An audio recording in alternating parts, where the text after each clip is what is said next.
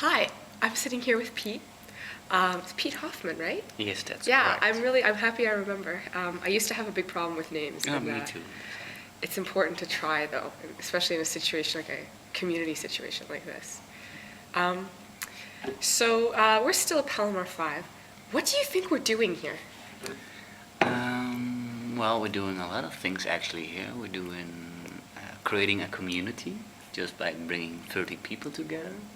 We're creating ideas, making plans, making stuff, making, well, quite a lot actually. What does stuff mean, though? What are ideas? What is stuff? Yeah, that's a good question. We're coming up with all these ideas, and well, we hope that they are innovative and rearranging the world in a way that we like the world to change. But some of the ideas already exist. But of course, we want to do them better, and of course, we can do better because we have the opportunity to do so. And probably, yeah. This brings it to an interesting point where maybe we always have the opportunity to do better. Yeah. Why don't we seize it? Yeah, why don't people seize the opportunity? Yeah, why? That's a good question. That's actually the question to answer, because there's always the generations that says, well, we have to change this and this and this, or otherwise our children from our children won't have the world we have at the moment. But they don't change it. They just keep on going the way they do. Yeah. So are we the first ones that really gonna make the change, or are we in like 40 years that have children that say, we're the ones that gonna make a change? It's us, not you.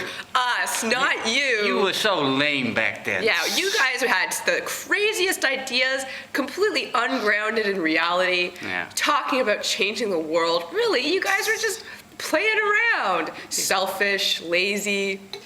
But is that a defeatist attitude? No, that's a possibility. Yeah. But we still have the thing to change it and make it, no, you were the greatest generation ever. You changed the world into what we like to be. Yeah. Hopefully. Isn't it nice to think, though, that like every successive generation will be even better than the last? That we can be better than what came before, but that the ideal is that what comes after us is even better than we were? Yeah, that is actually the way it's supposed to be, don't you think? Not that it's going to be worse for the next generation. But do we see it worse, or is it actually getting worse for the next generation? That's also a question to answer. Our perception of it. Mm-hmm. Were things really so bad? Are they so good now? Mm-hmm. Will they be good in the future? Will they be worse? Mm. And is it just our perception? Who's winning? Who's losing? Is there any such thing as fair? Are you happy with all the digital innovations that come our way? Sometimes I think I am, and sometimes I think I'm not. Are they really innovations? Sure, they're new. I think something I have realized here is that if you have a new idea, it will be recognized somehow. Even if only a few people recognize it, there is currency in new ideas. And I think that's why a lot of the people who are here, because they do have new ideas. And a lot of people, it's not that most people don't have new ideas, it's they're afraid to acknowledge that what they have is a new idea and to try it out. So it's not just the new ideas that make a difference, it's people who have new ideas and then make them happen. Even if they fail, there's still something to it. There's still something to a new idea that happens. But which of the ideas you really call new? Did you ever heard of? It's totally something that you, well, whoa, this is really new. That's the funny thing. Most new ideas, all they are is a synthesis. And for that idea, so it's a new synthesis of old ideas. And they can be really simple. A new idea can be totally simple, but it's the ones that don't have the ambition of being world-changing that can change the world a lot. Maybe that's dumb, but I think actually a lot of the time it's an accident when a very small idea, when an idea changes the world, because it started as just like a small idea. And it's the vision to implement it on a scale that will change the world that really makes the difference. The idea, yeah, an idea doesn't come from just like, oh, like this idea is going to change the world. But any idea being able to be like, okay, how do we make this change the world? This is new. How do we let that newness spread?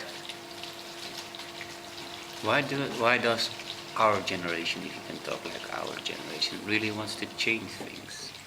Because we're probably not the first generation that want to change things. True. So why do we think we're special? Why do you think we're special? I think it's special because if you compare it to the generation before us, it's not really about the money. At least the people I know of our generation, we're not really about the money. Because we're here with 30 people, and actually, did you ever missed money at the moment here in the project? So you said, well, I need money to do this. That's one of the things that kind of I'm still working out in my mind. Is it completely unrealistic that all of our needs are taken care of? Because ultimately, what is taking care of our needs is that system that generates money, where people have to put their lives and their work into something they don't care about. Some people do, but it's still, we are benefiting from the system we want to change. Yeah, we are. But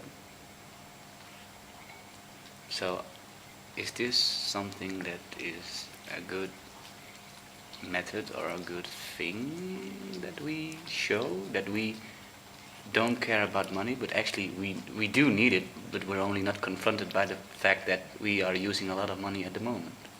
Yeah. I still don't know. I mean, what else can we do is the thing. When an opportunity comes, what else can you do but take it? The trick is to make the most of it. But could we have a world without money? So the world could be this like we're having it now at Palomar 5. Would that be optional, according to you? One thing we still haven't figured out here is how to take care of things like food and clean toilets without having to pay someone else to do it. True. So next time we would have a project like this, we need at least one cook and one cleaner in the team. At least one, if not many. Yeah, but, well, you need, the project is about innovating and changing the world, but next to that, you need people to take care of the people that are innovating. Why can't somebody who's cooking and cleaning innovate? Well, time management problem thing? Because cooking for 30 people is actually hard labor. It is hard labor, but in that process, you may be able to come up with ways of doing that are more efficient, effective, delicious. True, but are you able to do it with the other people that aren't cleaning, cooking? It's tricky to know. Fairness, again, what is fair? Is there any such thing as fairness?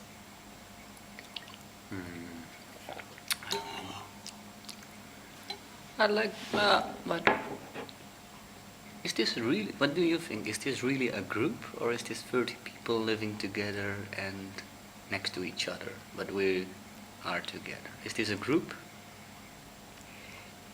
Or do we all know that it's just 6 weeks, so we keep up doing the things we do for 6 weeks and then go back home?